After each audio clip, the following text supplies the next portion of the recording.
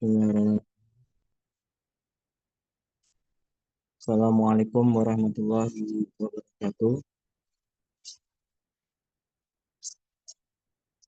First thing first, let's thank to Allah Ta'ala who has given us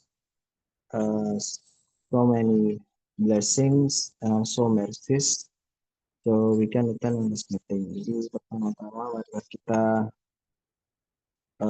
aturkan, kita ucapkan rasa syukur kepada Allah Ta'ala yang memberikan kita eh, tidak hanya kasih sayang, tapi juga rahmat kepada kita semua. Secondly, ya, yang kedua, marilah eh, kita aturkan salam dan salam kepada Rasulullah Shallallahu Alaihi Wasallam. Semoga beliau mendapatkan salam dan salam, ya. Karena kan, because ya Rasulullah Shallallahu Alaihi Wasallam has taught us ya everything that is needed for this duty. Karena beliau ajarkan ya pada umat manusia hal-hal yang dibutuhkan ya segala hal yang dibutuhkan dalam agama ini.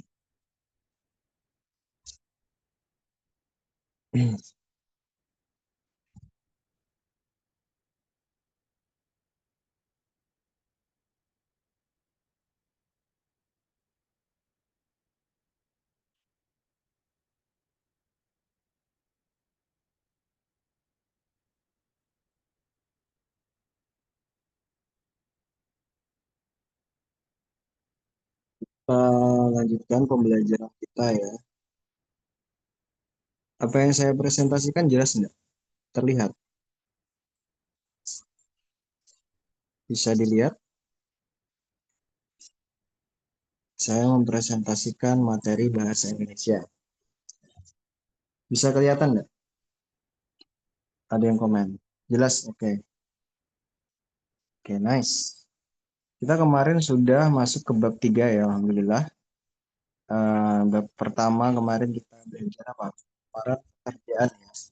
Ikuti dengan CV yang terbaru supaya kita tidak ketinggalan ya tentang informasi tentang pelamar pekerjaan itu ada CV ATS friendly.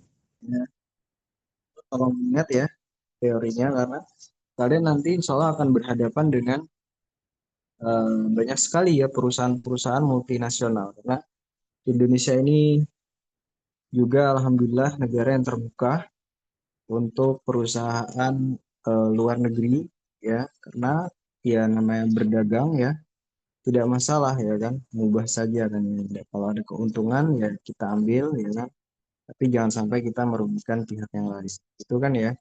Nah karena itulah perusahaan asing di Indonesia dibolehkan saja asalkan mengikuti aturan yang ada. Nah karena perusahaan asing mulai banyak ya contohnya kemarin ada pernah saya dengar itu Hyundai ya dari Korea itu 10 triliun kalau tidak salah ya atau 1 triliun itu menginvestasikan uangnya ke Indonesia untuk membuat pabrik. Nah, otomatis mereka juga harus mempekerjakan eh, warga Indonesia kan ya. Kalian nanti, nah itu baru satu perusahaan ya, belum lagi ada negara yang lain. Nah, perusahaan eh, ya perusahaan-perusahaan apa namanya yang besar-besar itu mereka juga menyiapkan sistem rekrutmen yang cukup canggih yaitu dengan aplikasi yang kemarin kita bahas itu ya itu macam aplikasi. Nah, dengan segala kelebihan dan kemudahannya tentu saja banyak perusahaan yang menggunakan demikian. Kalian juga harus berusaha untuk membuat CV yang bagus juga gitu ya supaya lebih mudah insya Allah diterima. Terus bab kedua kita mau pelajari novel sejarah. Ya, jadi novel sejarah pada dasarnya sama seperti novel umumnya, tapi kita memasukkan sejarah nyata gitu ya. Sejarah nyata yang ada di eh, apa yang ada di kehidupan nyata gitu. Lalu kita tambahkan fiksi di dalamnya, gitu kan. Bahkan kita sendiri bisa masuk ke dalam novel sejarah itu. Misalnya kita lahir tahun berapa, nah kita runtut kejadian sejarah tahun segitu, tahun kita lahir sampai sekarang. Baru kita tulis novelnya. Itu kan ya. Mungkin sekitar 15 sampai 20 tahun insya Allah ada kejadian-kejadian yang besar yang terjadi ya. Skalanya bisa nasional, bisa juga internasional. Nah, baru kita tulis ceritanya di dalam situ. Terus yang ketiga, itu bab ketiga ini memahami isu terkini lewat editorial. Nah, kemarin apa editorial itu? Ayo, coba jelaskan ulang. Tulis boleh. Apa editorial itu? Editorial adalah apa?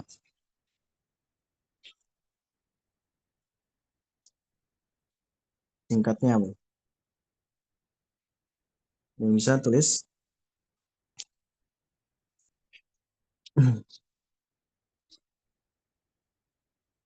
Silakan ya. Tolong bisa yang aktif gak apa-apa. Jadi tidak hanya saya yang menjelaskan, tapi kalian juga ikut menjelaskan. Coba apa yang kalian ingat tentang editorial yang kemarin kita bahas. Seingat kalian aja atau setahu kalian.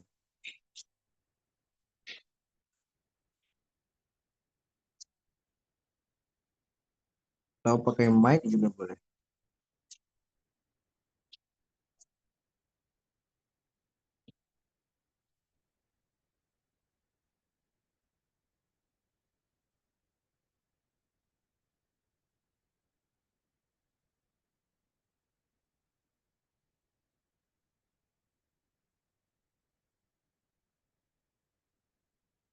Apa yang kalian tahu tentang editor? Iya, silakan ini saya ya.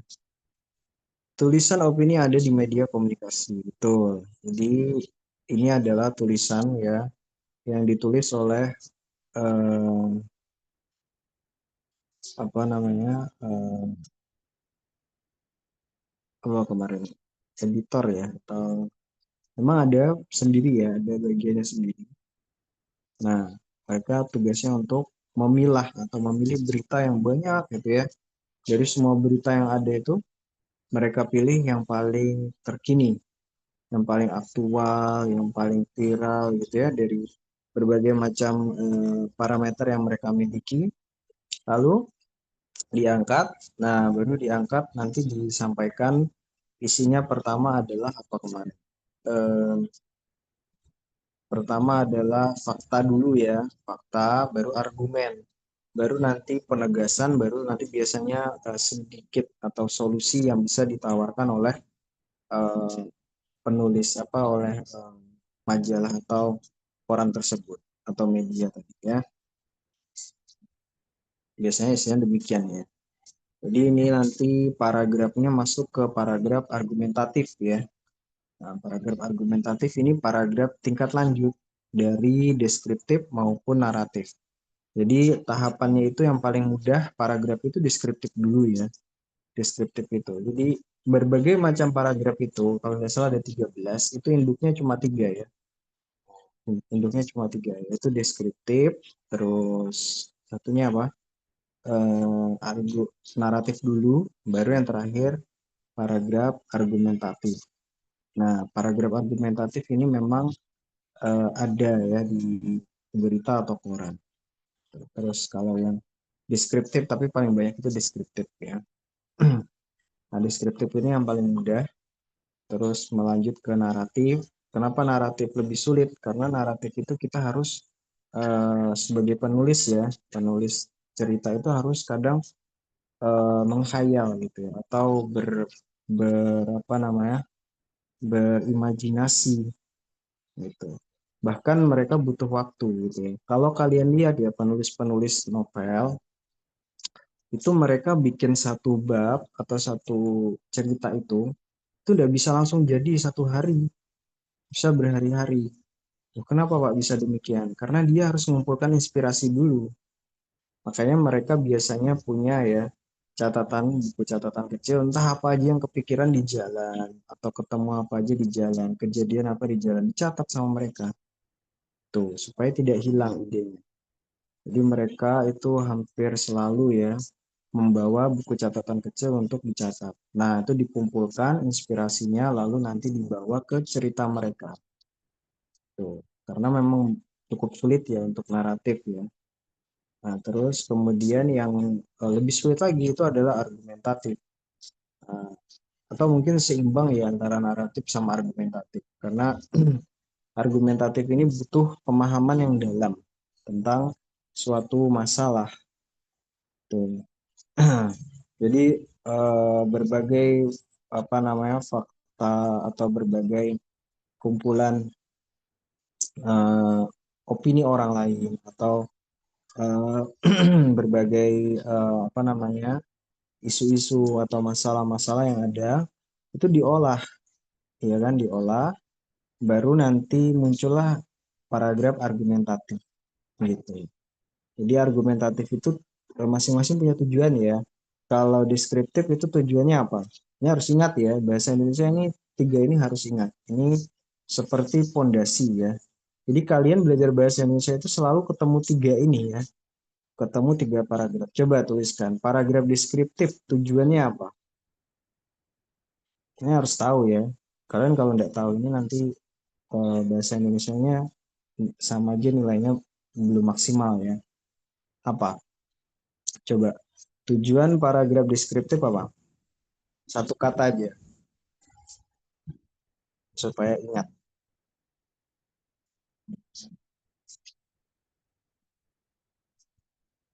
Ada yang bisa? Satu kata aja cukup. Deskriptif dulu. Tujuan paragraf deskriptif. Kenapa orang menulis paragraf deskriptif? Dan kenapa kalian harus bisa menulis paragraf deskriptif? Apa? Dan kenapa saya harus ulang-ulang terus? Tidak perlu ya, kenapa saya harus ulang-ulang terus? Kenapa? Apa tujuannya dulu?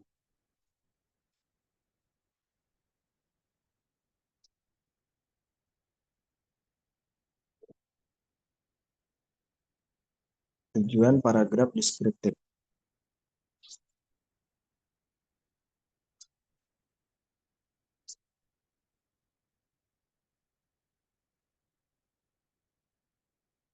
Who knows? Siapa yang tahu? Di bahasa Inggris pun juga sama ya. Di bahasa Inggris nanti kalian, ya, memberikan gambaran. Betul. Jadi gambaran ya. Atau kata mudahnya adalah menggambarkan. Udah itu aja ya. Deskriptif itu menggambarkan. Jadi bukan hanya kejadian, tapi suatu benda juga bisa, suatu situasi juga bisa. Jadi seakan-akan pembaca itu atau pendengar ya, eh, kalau bahasa Inggris atau bahasa Indonesia ya, kalau bahasa Indonesia baik teks tertulis maupun teks apa namanya yang dibicarakan itu semuanya namanya teks ya. Nah, teks itu ya tadi isinya deskriptif ya, naratif sama argumentatif. Nah, deskriptif itu tujuannya untuk menggambarkan ya, menggambarkan. Nah, apa yang digambarkan Pak? Itu ya, yang digambarkan adalah bisa kejadian tadi Cahyono memberikan ya, atau mungkin bisa juga yang digambarkan adalah situasi. Jadi kondisi ya. Nah, saat itu situasinya mencekam gitu ya. Semua orang diam, tidak ada yang bersuara. Seperti itu kan. Karena jika ada yang bersuara akan ditangkap oleh em, tentara Jepang misalnya seperti itu ya. Nah, terus kemudian jika tertangkap, maka kita akan eh, disiksa seperti itu ya, atau dizolimi seperti itu. Tergambar kan ya. Nah, semua orang memikirkan tentang nasibnya masing-masing tuh dan seterusnya. Nah, itu kan digambarkan ya. Nah, itu menggambarkan situasi. Lalu kemudian nanti bisa juga menggambarkan suatu objek. Misalnya kalian mau menjelaskan ada sebuah barang yang sangat mahal ya. Barang itu em, terbuat dari karbon gitu ya. Menurut teori disebabkan oleh apa? tekanan yang luar biasa di bawah tanah, gitu ya, dan dalam waktu yang lama dengan suhu yang panas. Nah, benda itu diperebutkan oleh siapapun, gitu kan ya, karena harganya yang sangat mahal. Benda itu adalah berlian. Nah, warnanya itu eh, berbagai warna ya, tergantung dengan apa namanya gas yang ada di sekitarnya. Terkadang merah, terkadang kuning ya, terkadang putih dan seterusnya itu ya. Terkadang bening warnanya. Nah, itu kan menggambarkan benda ya. Nah, itu juga bisa. Jadi deskriptif itu menggambarkan. Nah, kalau naratif, naratif apa tujuan orang membuat naratif? Kenapa manusia menulis cerita? Kenapa orang bikin novel? Kenapa orang bikin komik? Kenapa orang bikin apa namanya cerpen ya? Terus apa lagi? Kenapa orang membuat ya berbagai macam cerita-cerita? Kenapa? Atau drama atau apa gitu. Nah, kenapa? Apa tujuannya? Memberikan apa?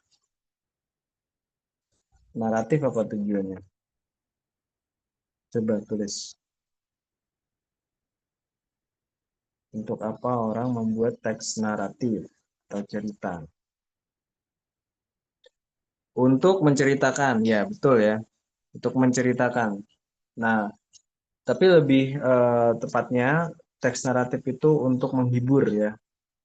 Itu assume gitu ya. Untuk memberikan hiburan atau memberikan amuse, sorry ya, to amuse, untuk memberikan hiburan. Jadi paragraf naratif itu tujuan dasarnya adalah memberikan hiburan tuh. Jadi orang membeli buku itu biasanya ya ingin hiburan ya, yang buku cerita maksudnya ya, bukan buku yang sejenis ensiklopedia gitu ya, atau buku-buku yang lain, buku-buku pengetahuan IPA atau IPS itu untuk belajar ya. Tapi kalau yang buku cerita jelas itu adalah novel, cerpen dan kawan-kawan itu untuk mereka mereka mencari hiburan gitu, untuk amuse gitu ya. Nah, sekarang yang argumentatif. Apa tujuan orang membuat paragraf argumentatif? Apa? Argumentatif tujuannya apa? Satu kata aja. Kalau tadi deskriptif menggambarkan, naratif menghibur, ya. Kalau yang argumentatif tujuannya apa?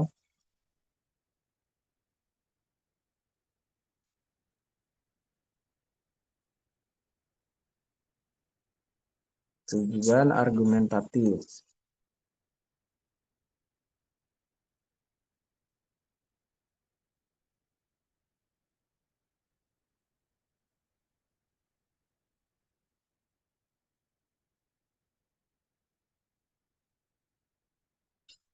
untuk meyakinkan atau menjelaskan. Bisa ya, meyakinkan ya.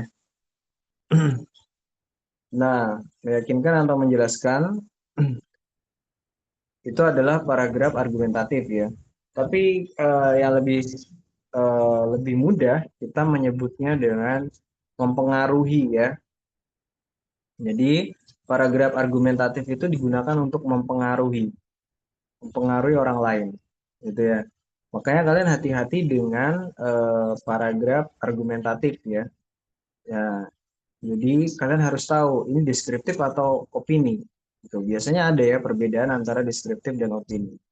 Gitu. Nah, Eh, makanya eh, dalam penelitian maupun dalam penulisan ilmiah itu sangat diusahakan seminim mungkin terjadi yang namanya opini ya, seminim mungkin dikurangi yang namanya opini atau bias gitu ya.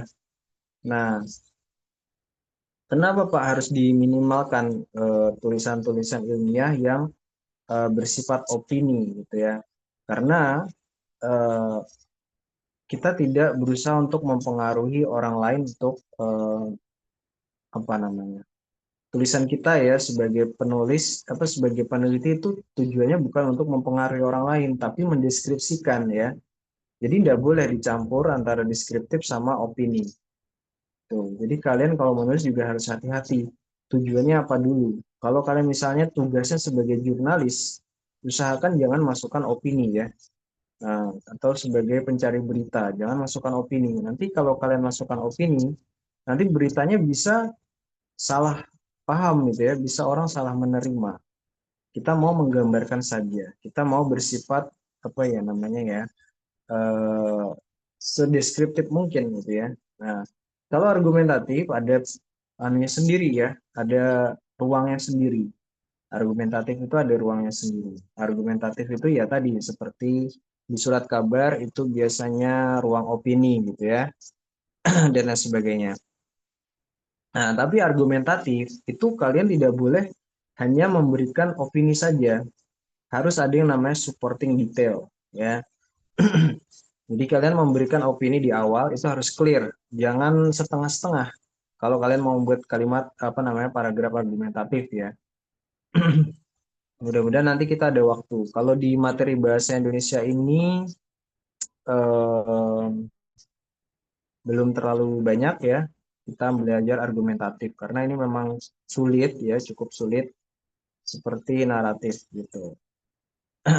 Tadi ya kalau argumentatif itu kalian harus sering banyak baca karena tujuannya apa Pak? Kok saya harus banyak baca supaya argumen kalian itu bisa diterima. Bagaimana Pak cara argumen saya biar diterima? Maka kalian harus membuat proof atau bukti sebanyak mungkin dari argumen kalian. Ya, misalnya kalian bilang makan sayur itu adalah hal yang penting, hal yang wajib, bukan wajib ya, hal yang penting dalam kehidupan manusia. Ya, makan sayur itu sangat penting. Nah, apa buktinya makan sayur penting? Kalian harus jelaskan. Pertama, menurut penelitian, ya kan, sayur itu mengandung berbagai macam vitamin. Nah, kemudian yang kedua, eh, menurut beberapa penelitian, sayur juga mengandung serat dan air ya, yang dibutuhkan oleh tubuh manusia, terutama pencernaan. Kemudian yang terakhir ya, biasanya supporting detail atau kalimat penjelas itu cukup tiga, 2 sampai 3 ya. Atau paragraf penjelasnya ada cukup 2 atau 3. Nah, yang terakhir untuk menguatkan pendapat bahwa eh, makanan apa tadi sayur itu penting, itu adalah sayur apa contohnya ya? Kalau saya ya, sayur itu eh, beberapa sayur itu terutama yang berwarna merah itu memiliki antioksidan ya yang menurut penelitian juga bagus gitu kan. Nah, demikian ya. Jadi sayur penting untuk kita masukkan dalam makanan kita. Dia ada kesimpulan terakhir. Nah, dengan begitu argumen kalian yang menyatakan bahwa sayur itu penting untuk dimakan oleh manusia, itu nanti akan apa ya, akan terkuatkan ya, bukan hanya pendapat, tapi eh, ada bukti, gitu ya, ada bukti.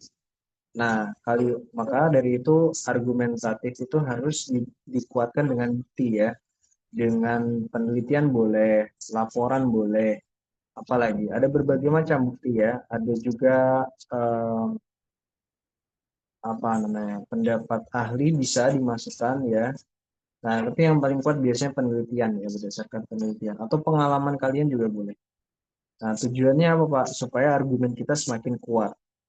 Argumen yang makin kuat nanti akan lebih mudah mempengaruhi orang lain, gitu ya. Tapi tentu saja kalian yang membuat kalimat argumentatif itu harus bertanggung jawab ya. Tidak boleh kita membuat sesuatu yang hoax gitu ya. Nah, tolong jangan membuat kalimat hoax karena berbahaya untuk orang lain maupun masyarakat. Tuh. Jangan membuat sebuah pernyataan yang jelek lalu kalian dukung dengan dukung apa namanya kalimat supporting supporting yang seakan-akan mendukung pernyataan kalian. Nah, itu berbahaya ya. Tuh, orang bisa percaya dengan pernyataan kalian lalu akan termakan dengan apa argumen kalian karena memang argumentatif teks digunakan untuk mempengaruhi orang lain memang demikian ya. Tuh. Misalnya contohnya kalian bilang rokok itu tidak apa-apa loh gitu ya. Rokok itu tidak menyebabkan seseorang terkena kanker. Itu misalnya kali di tulisan kalian ya. Nah, kalian buat supportingnya ya atau pendukungnya. Kenapa rokok tidak menyebabkan kanker? Yang pertama, kanker itu disebabkan kebanyakan ya sebagian besar adalah karena genetik kalian sendiri, karena genetik manusia. Nah, sebagian besar karena genetik. Terus kemudian yang kedua, rokok itu dia tidak menyebabkan apa namanya, tidak menyebar ke seluruh tubuh, gitu kan ya. Rokok hanya berputar di ruang paru-paru. Nah, seperti itu ya. Dan yang terakhir, rokok itu terbuat dari bahan herbal, bukan bahan kimia. Nah, karena bahan herbal, maka tubuh kita bisa beradaptasi dengan bahan herbal tersebut. Nah, seakan-akan apa eh, pernyataan itu apa namanya pernyataan kalian itu terdukung dengan bukti-bukti ilmiah ya, bukti-bukti yang eh, faktual gitu ya, yang aktual. Seakan-akan pernyataan kalian itu didukung dengan apa namanya dukungan yang kuat gitu ya, dengan kalimat-kalimat yang pendukungnya kuat. Tapi kalian mengarahkan seseorang untuk melakukan perbuatan yang buruk gitu, eh, melakukan seseorang untuk apa namanya membuat orang tetap merokok gitu kan ya. Nah itu tidak boleh ya kan karena kalian membenarkan sesuatu yang atau ya membuat suatu argumen yang orang nanti akan terpengaruh kepada yang negatif gitu ya. Jadi hati-hati dengan paragraf argumentasi. Ya, berbahaya ya kalau kalian salah gunakan. Jadi gunakan yang baik saja. Terus ya itu tadi ya. Jadi ada tiga dalam bahasa Indonesia ini selalu ini aja yang diputar ya. Ini aja terus yang diputar di dalam bahasa Indonesia. Pertama deskriptif, kedua naratif, ketiga argumentatif. Nanti kalian ketemu bab selanjutnya juga ketemu yang itu juga gitu ya. Induknya itu ya. Paham sampai sini? Adakah yang pengen ditanyakan? Jadi kita lanjut ya. Kemarin sampai mengidentifikasi isi teks editorial ya.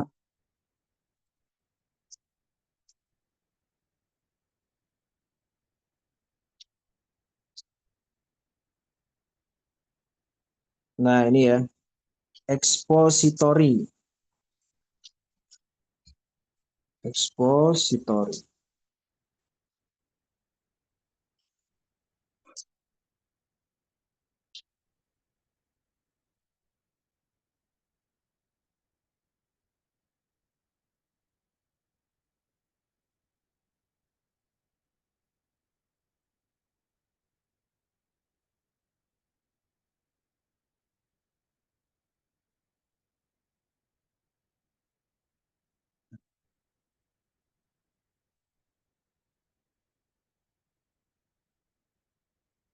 Nah, perhatikan ini ya yang saya tandai, tanda panah itu. Expository ya, jadi ini adalah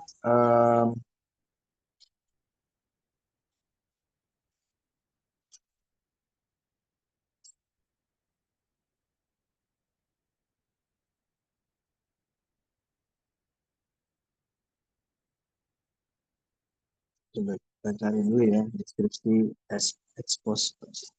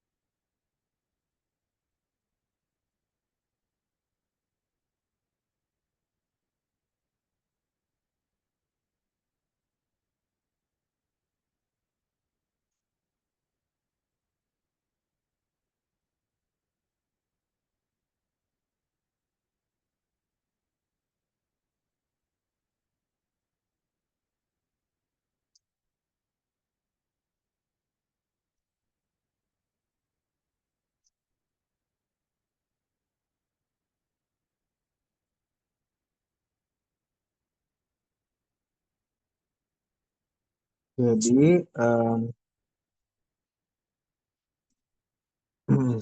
seperti ini.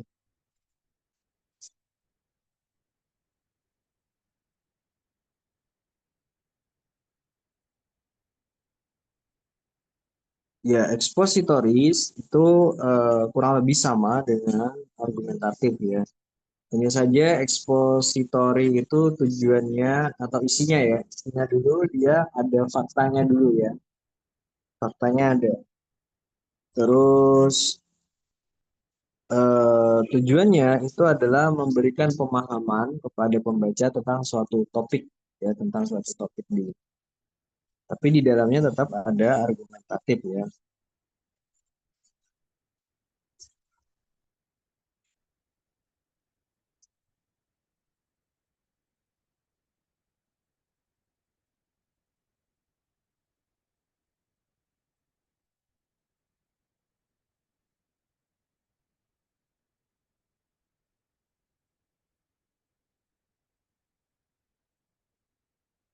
Membaca teks editorial sebagai jenis eksposisi memerlukan proses yang analitis ya. Tahapan-tahapan jelas harus dimulai dari awal sebuah teks. Misalnya paragraf pertama sebagai pernyataan umum, tesis ya. Ini isi dari eksposisi ya.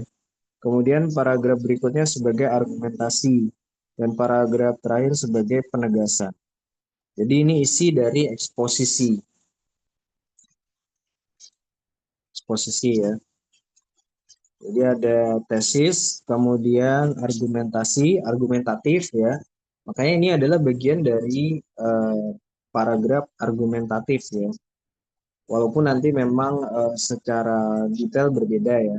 Karena dimulai dari tesis bukan opini. Kalau argumentatif itu dimulai dari pernyataan eh, kita ya atau opini kita dulu, statement dulu ya. Baru setelah itu penjelas atau penguat. Nah, sedangkan kalau di sini dia dimulai dari tesis dulu, dari fakta dulu ya, dari pernyataan umum, ya berita, berita itu ya, berita yang ada itu dipaparkan sedikit saja, baru mulai diberikan argumen-argumen beberapa paragraf, lalu kemudian diakhiri dengan penegasan atau kesimpulan mungkin ya, atau penegasan juga bisa.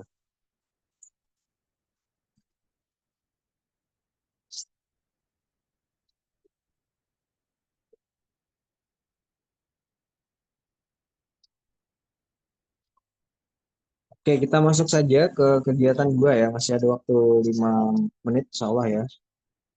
Nah, membedakan fakta dan opini dalam teks editorial. Nah, ini penting ya. Kenapa? Karena kita sebagai manusia ya harus membedakan antara mana itu fakta maupun mana itu opini. Karena ya kemarin yang seperti saya bilang banyak beberapa itu yang eh, tidak takut ya untuk menyebarkan hoax gitu. Padahal itu bahaya ya. Hoax itu bahaya. Karena bisa membuat seseorang seperti saya kemarin ya. Seperti saya contohkan kemarin, saya sampai menghabiskan waktu dan tenaga untuk mencari tokek itu ya. Nah, karena termakan hoax gitu kan ya. Katanya tokek itu bisa untuk obat HIV/AIDS. Padahal HIV/AIDS tidak pernah ada obatnya ya sampai sekarang. Terus saya keluarkan waktu dan tenaga, ternyata nggak ada hasilnya. Nah, saya jadi korban ya. Tuh, terus kemudian ada juga yang lebih parah lagi. Ada orang menyebarkan bahwa ini orang, ada seseorang yang bisa untuk eh, apa menggandakan uang ya dengan cara yang ajaib ya. Nah, kemudian banyak orang yang termakan berita itu akhirnya menjual aset-asetnya, lalu ternyata apa? Ternyata tidak terjadi apa-apa, asetnya malah habis gitu ya. Nah, itu bahaya ya. Tuh, makanya kita sebagai sosok manusia itu harus hati-hati dengan yang namanya opini dan juga fakta, gitu ya. Pada pembelajaran sebelumnya, kamu sudah mengetahui bahwa teks editorial dapat diasumsikan sebagai sikap atau pandangan redaksi. Sudah ya, kita udah tahu ya, terhadap suatu peristiwa. Nah, itu ya. Jadi, editorial itu dia memberikan apa pandangan sendiri plus ditambah solusi kalau bisa ya kan. Nah, sikap ini diawali dengan rumusan pernyataan umum atau tesis atau peristiwa yang terjadi di masyarakat. Redaktur, oh ini ya orangnya ya. Redaktur menguatkannya dengan argumentasi-argumentasi. Kemudian redaktur memberikan pendapat dan saran yang ditegaskan pada paragraf terakhir. Artinya di dalam teks editorial akan selalu terdapat fakta dan opini. Ya, faktanya memang ya di awal, tapi nanti di tengah-tengahnya, kemudian di akhirnya itu isinya opini. Ya, seperti itu. Fakta adalah hal. Ya, kita tadi membahas tentang fakta ya. Jadi di dalam editorial itu ada fakta di awal, di tengah-tengahnya opini, dan di akhir opini. Nah, sekarang fakta itu apa, Pak? Gitu ya. Fakta adalah hal atau keadaan peristiwa yang merupakan kenyataan atau sesuatu yang benar-benar terjadi, ya. Nah, misalnya ada berita tentang contohnya apa kemarin? Ada tsunami di Aceh. Itu fakta atau opini? Itu merupakan sebuah fakta ya, karena korbannya ada. Terus kemudian terjadi apa yang terbaru misalnya diberitakan terjadi gempa bumi gitu ya di suatu di mana contohnya atau gunung gunung meletus di Kelut ya tahun berapa itu beberapa tahun yang lalu. Ya, itu fakta atau enggak atau opini? Itu merupakan fakta ya karena memang ada buktinya. Dengan kata lain, fakta merupakan potret tentang keadaan atau peristiwa yang benar terjadi ya. Oleh karena itu, fakta sulit terbantahkan karena dapat dilihat. Nah, jadi syarat fakta itu ya paling tidak ya untuk kita manusia itu bisa dilihat, didengar atau diketahui oleh banyak pihak. Ya, seperti gunung meletus itu kan sudah dilihat oleh ratusan atau bahkan ribuan mata ya, atau tsunami itu ya. Tsunami itu direkam, kemudian diperlihatkan oleh ribuan atau ratusan mata, bahkan ada saksinya ya. Terus kemudian didengar ya, diketahui oleh banyak pihak. Ya, jadi negara tahu, orang luar negeri tahu, terus warganya juga tahu, terus pihak apa warga warga yang terdampak maupun yang tidak terdampak juga tahu. Pemerintah Indonesia juga tahu ya. Kemudian relawannya juga tahu. Semua orang sudah tahu ya, bukan semuanya ya. Sebagian orang sudah tahu. Nah, itu bisa dikatakan sebagai fakta ya. Namun fakta bisa saja berubah jika ditemukan fakta baru yang lebih jelas dan akurat. Ini kalau apa ya namanya ya? Kalau ya karena keterbatasan manusia ya. Terkadang beberapa waktu berlalu fakta yang ada itu ternyata berubah. Itu mungkin terjadi ya. Fakta yang disajikan dalam teks editorial berupa peristiwa dan data-data terkait dengan peristiwa yang dibahas. Jadi, isi dari fakta dalam editorial itu adalah peristiwa dan data-data ya. Jadi, data itu contohnya apa, Pak? Data itu contohnya laporan gitu ya. Laporan tahun sekian didapatkan hasil sekian gitu ya. Nah, kalimat yang mengandung fakta biasa disebut kalimat fakta, itu ya. Jadi ada kalimat opini, ada kalimat fakta. Kalian harus bisa membedakan ya. Perhatikan contoh kalimat fakta yang terdapat dalam teks editorial kado tahun 2014 dari Pertamina. Berikut ini. Pertamina menaikkan harga LPG tabung 12 kilogram lebih dari 50%. Nah, ini adalah data ya. Data 50% ya kenaikannya. Tuh, akibatnya sampai di tingkat konsumen harganya menjadi 125.000 hingga 135.000. Ini juga merupakan sebuah fakta karena memang harganya segitu gitu ya. Bahkan di lokasi yang relatif jauh dari pangkalan mencapai 150.000 sampai 200.000.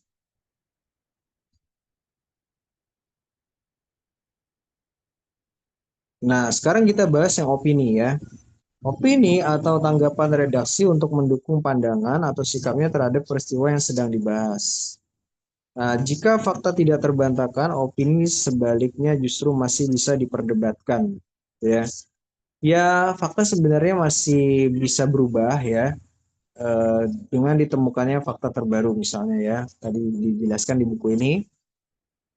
Nah, tapi sedangkan opini ini liar ya, lebih liar daripada fakta. Opini itu eh, bisa setuju, bisa tidak setuju, bisa suka, bisa tidak suka ya, bisa menurutnya baik, bisa juga menurutnya buruk gitu ya. Bisa merupakan solusi, juga bisa merupakan masalah gitu kan ya. Jadi kontradiktif gitu ya, kontra. Jadi ada perlawan, ada apa ya? Cukup sulit untuk opini itu ya. Jadi opini itu bisa dua arah, bisa menurut dia benar atau bisa menurut dia salah. Itu kan opini. Jika fakta tidak tadi ya, dalam menanggapi satu objek atau peristiwa yang sama, akan timbul berbagai pendapat yang sifatnya beragam. Tadi ya, sifatnya beragam ya, bahasa saya adalah liar gitu ya, cukup banyak pendapatnya, kan ya. Opini dalam teks editorial dapat berupa penilaian, kritik, atau prediksi ya, dugaan berdasarkan fakta empiris, harapan dan saran penyelesaian masalah. Jadi ini ya, hasil dari redaksi ya, eh, itu berupa penilaian atau kritik atau prediksi ya, dugaan berdasarkan fakta empiris, harapan serta penyelesaian masalah. Jadi diangkat nih suatu masalah ya, kemudian nanti eh, masalah itu ditanggapi dengan bisa penilaian, bisa kritik, bisa prediksi ya. Kemudian ada harapan dan saran penyelesaian masalah gitu. Nah, ini nanti soalnya kita bahas di pertemuan berikutnya ya. Apa itu Pak kritik? Apa itu penilaian ya? Apa itu prediksi atau apa perkiraan berdasarkan fakta empiris? Kemudian apa itu harapan dan saran? Nah, ini ya nanti soalnya kita bahas di pertemuan selanjutnya. Kira-kira ada yang pengen ditanyakan? Tidak ada. Ya, jadi kita harus hati-hati dengan informasi yang ada ya. Tolong perhatikan ini adalah fakta atau opini. Karena bisa saja opini itu dipakai ya, atau fakta itu, atau bukan fakta ya. Jadi opini itu bisa mempengaruhi seseorang. Ya, jadi kalian jangan membuat opini yang jelek atau negatif dengan memperkuat opini tersebut dengan fakta-fakta yang salah gitu ya. Nanti akhirnya orang akan terpengaruh dan membenarkan opini kalian yang jelek itu gitu. Jadi harus hati-hati ya. Buat opini yang apa namanya yang baik gitu ya. Kalau kita di Islam tentu saja harus berdasarkan Al-Quran dan Sunnah, itu kan ya. Nah, lalu dengan itu kita ya kita berusaha untuk menebarkan kebaikan tadi ya. Tuh, jangan kita membuat suatu kalimat yang jelek ya, yang negatif, kemudian diperkuat dengan fakta-fakta yang sebenarnya fakta-fakta itu eh, tujuannya bukan untuk itu ya, tujuannya untuk yang lain mungkin. Tapi kita pengen memperkuat opini kita yang jelek tadi ya, seolah-olah biar didengarkan oleh orang banyak gitu. Nah itu berbahaya. Itu bisa membuat orang lain demikian ya. Ya, sekian ya. Thanks for your attention. Eh, kita tutup. Mohon maaf tadi waktunya terlambat, tapi alhamdulillah bisa diganti ya. Saya kompensasi. Ada pertanyaan tidak? Ada pertanyaan atau tidak? Tidak ada. Lalu kita tutup ya. Thanks for joining. Tidak ada tugas ya untuk hari ini. Tugasnya kalian fokus di kemarin aja membaca novel sejarah. Lalu temukan 5 nilai itu ya. Nilai yang sudah saya sampaikan. Lalu dikumpul paling lambat di akhir semester ini ya. Kalau tidak nanti nilainya berkurang.